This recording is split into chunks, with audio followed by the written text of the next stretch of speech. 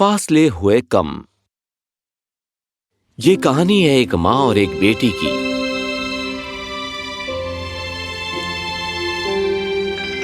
ये है लिली, वो बेटी। हाँ, इसमें तो मजा आएगा।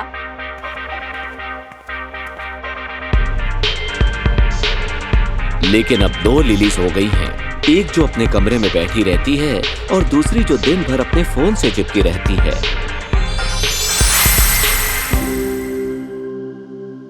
हे दोस्तों, जिंदगी में मजे ले रही हूँ अपनी मनपसंद कमरे में अपनी किताब पढ़कर। Filter check, caption check, hashtag check. मेरी प्यारी जिंदगी। ये किताबें दिखावे के लिए सही थी। किसी ने खोला नहीं, पढ़ा नहीं, लेकिन कम से कम उसे कुछ लाइक्स तो मिलेंगे। लिली, लिली, क्या तुम नीचे आकर मेरी मदद करोगी प्लीज? लिली, खाना तैयार होने वाला है। लिली, मैं कुछ अपलोड कर रही हूँ।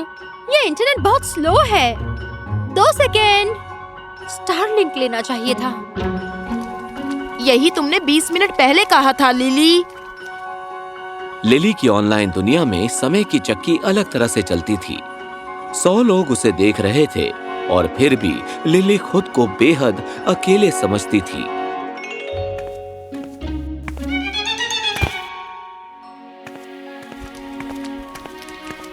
यहाँ हो तुम। इन्हें अच्छे से काट दोगी जब तक मैं लजानिया चेक कर रही हूँ? ठीक है। जरा संभल कर काटना बेटा। लाओ, मैं तुम्हें दिखाती हूँ कैसे। मम्मी, अगले हफ्ते कमाल का कॉन्सर्ट होने वाला है। क्या मैं जा सकती हूँ प्लीज? एक और कॉन्सर्ट? तुम तो 1 महीने पहले भी गई थी ना? वो तो बहुत पहले था। ये वाला अलग है, नाम सोल प्ले है। सब लोग जाएंगे। लिली, तुम्हें अपनी पढ़ाई पर ध्यान देना चाहिए। पढ़ाई में बहुत कमजोर हो रही हो। मम्मी, फिर से नहीं प्लीज। जानती हूँ कि तुम अब बड़ी हो गई हो, लेकिन पढ़ाई भी जरूरी है। बेटा, मैं बस तुम्हारी भलाई ही। आखिर बात आपकी पसंद पर आ जाती है। स्कूल और पढ़ाई से बाहर भी एक दुनिया है। आप कुछ नहीं समझती हैं, सच में। ओह, जस्ट टिकट्स बुक करने वाली है। मम्मी, प्लीज जाने दीजिए ना। लिली, हमारी बात खत्म नहीं हुई है। मेरा जवाब अब भी ना ही है। कितनी नाइंसाफी है। मेरी मर्जी तो चलती ही नहीं। ऐसा मत सोचो, ये गलत है और तुम जानती हो। मैंने तुम्हें फोन दिलाया और हर वक्त तुम इससे चिपकी रहती हो। पिछले वाले कॉन्सर्ट में मैंने तुम्हें जाने दिया, लेकिन तुम्हारे मार्क्स? मेरा फोन, मेरे मार्क्स, मेरा भविष्य, बकवास। आपको इसके अलावा कुछ सूझता ही नहीं है। आप मुझे समझना ही नहीं चाहती हैं। मैं समझने की कोशिश कर रही हूँ, सच में कर रही हूँ। उफ, ये लड़की।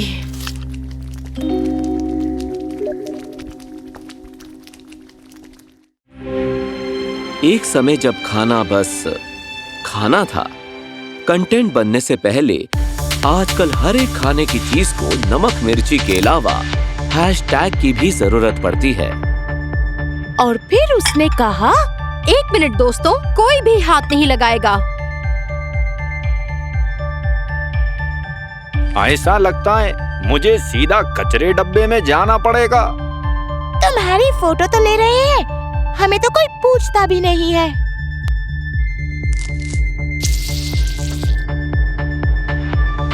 अगर खाने की चीजें बोल सकती तो वो हमें जरूर बताती कि फोटो लेने से ज्यादा जरूरी है खाने के मजे लेना, न कि पिक्साग्राम में डालना। ऐसा लगता है मुझे सीधा कचरे डब्बे में जाना पड़ेगा। ये लोग जितना ज्यादा देर लगाएंगे, मैं उतना ही टेस्टी हो जाऊंगा।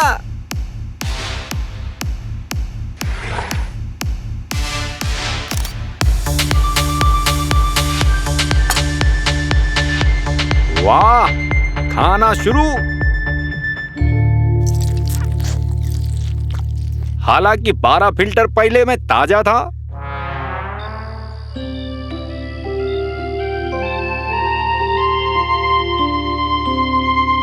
खाने की टेबल पर सिर्फ माँ बेटी हुआ करते थे। बातें लाइक्स में बदल गई और खाना फोटो स्टूडियो।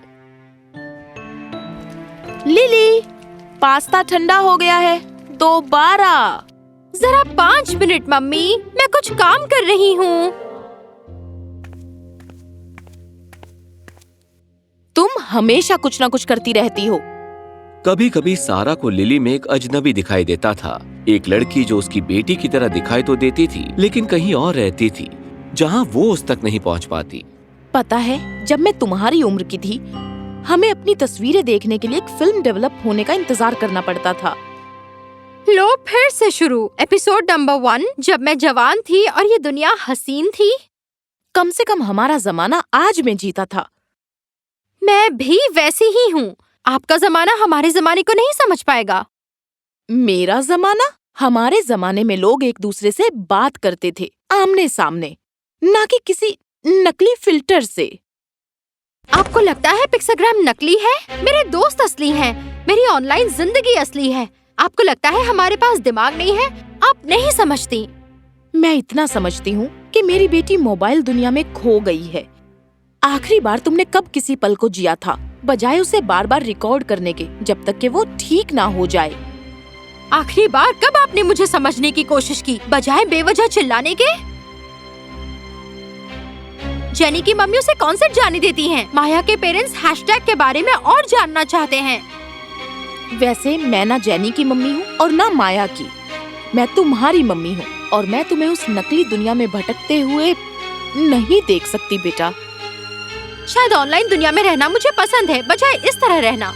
कम से कम वहाँ लोग मेरी तारीफ तो करते हैं। लिली बेटा, वो लोग असली नहीं हैं। वो लोग ऐसे हैं जिन्हें झूठी तारीफ करना पसंद है। मुझे समझाने की कोशिश मत कीजिए मम्मी।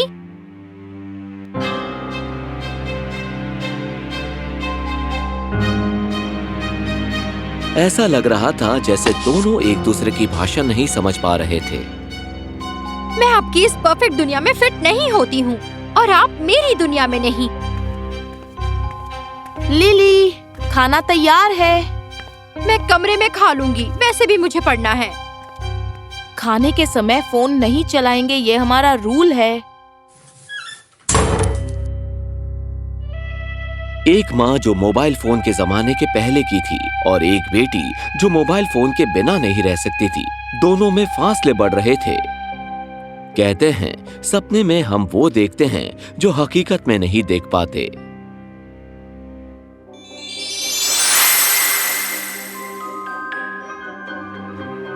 क्या हो रहा है? तुम्हारी पिछली पोस्ट को सिर्फ 200 लाइक्स मिले हैं। तुम्हें पढ़ाई करनी चाहिए। Mom please. आज तुमने गिटार प्रैक्टिस की थी क्या? ज्योमेट्री की पढ़ाई की थी? इतने सारे पोस्ट, लेकिन पढ़ाई में तुम्हारा ये हुनर क्यों नहीं दिखता? मैं अपनी जिंदगी जी रही हूँ। नहीं, मतलब मैं मेहनत कर रही हूँ। मेहनत? खाने के समय फोन नहीं, पढ़ाई करो बेटा।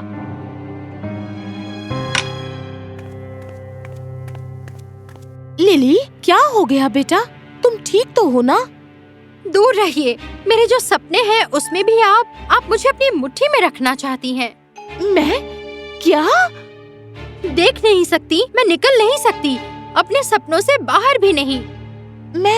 मैं तो बस थोड़ी कुकीज बना रही थी। दिन में लिली अलग अलग कामों में फंसी रहती।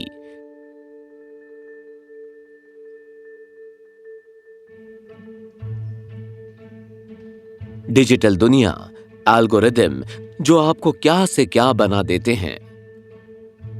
ये परफेक्ट है, बहुत ज्यादा। वो अपनी दुनिया में खो गई थी, हर एक कैप्शन को ध्यान से चेक करते हुए।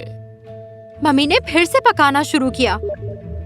पूरा घर दालचीनी और फिक्र की खुशबू से महक रहा है। कम से कम कुकीज तो टेस्टी हैं। Hashtag midnight cookies.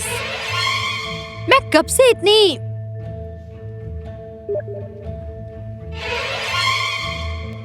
बोरिंग हो गई। अटारियों के बारे में अजीब बात यह है कि हम वहाँ उन चीजों को रखते हैं जो हमारा बीता हुआ कल होता है। मम्मी की पुरानी डायरी। डियर डायरी, मम्मी मेरे बालों को देखकर गुस्सा हो गई, लेकिन हद है, बालों का रंग बदलने से दुनिया नहीं बदल जाती।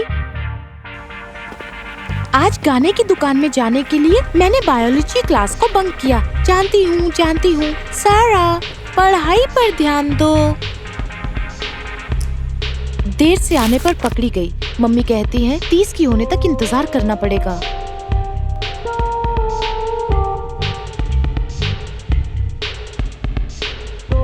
शायद वो घबराई हुई है कि मैं वही गलतियां करूंगी जो उन्होंने की थी, लेकिन यही तो जिंदगी सिखाती है ना, गलतियों से सीखना।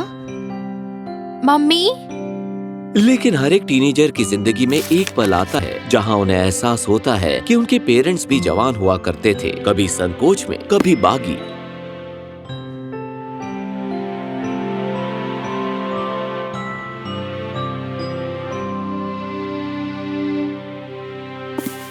आज मैंने सीखा कि टेयर गैस और हेयर स्प्रे एक साथ काम नहीं करते।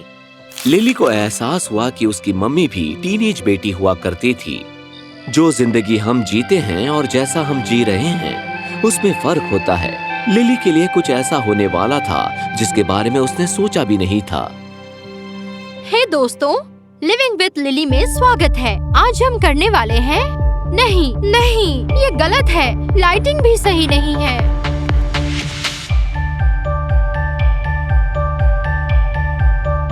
3 घंटे और 47 टेक्स के बाद ये तो होना ही था। मैं ये और नहीं कर सकती। मैं एक वीडियो ठीक से क्यों नहीं बना सकती? सबको लगता है कि ये बहुत आसान है। ओह, लिली कितनी खुशनसीब है। उसकी जिंदगी कितनी परफेक्ट है। कोई नहीं समझता कि एक परफेक्ट पोस्ट के लिए 200 से लगभग टेक्स, 3 घंटे की एडिटिंग और तो और 45 मिनट सिर्फ नेचुरल लगने में लग जाते हैं। मैं परफेक्ट बनकर थक गई हूँ। मैं लोगों के सवालों से थक गई हूँ कि मेरा दिन अच्छा कैसे जाता है। आप जानना चाहते हैं क्यों? क्योंकि मैं उन्हें बताती नहीं, मैं उन्हें छुपाती हूँ।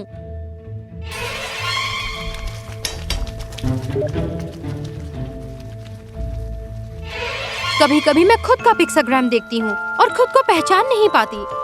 वो लड़की जिसकी परफेक्ट स्माइल है और परफेक्ट जिंदगी है, वो असली नहीं है। ये जो कबाड़ा है, ये असली है। ओ नहीं। अपने आप को देखने के बाद लिली को एहसास हुआ कि परफेक्ट होने के चक्कर में उसने क्या खो दिया था, और सारा ने भी। ओह बेटा। मम्मी, सब खत्म हो गया। सबने देख लिया। नहीं बेटा, तुमने कोई गलती नहीं की। तुम असली थी। मुझे नहीं पता था कि मेरी बेटी इतनी बहादुर है। मैं थक गई हूँ मम्मी। हर एक पोस्ट, हर एक कमेंट, मुझे घुटन होने लगी थी। तो फिर मेरे साथ चलो। लो।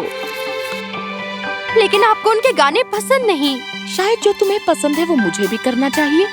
मैं पोस्ट कर सकती हूँ। पहले हमें एंजॉय कर ले। कभी कभी प्यार उन कमियों को मिटाने में काफी मदद करता है। मम्मी, आपकी ब्रेसलेट जो दादी ने आपको दिया था। मम्मी, क्या आप? लेकिन आप उसे कभी नहीं उतारती। कुछ पल अनमोल होते हैं बेटा।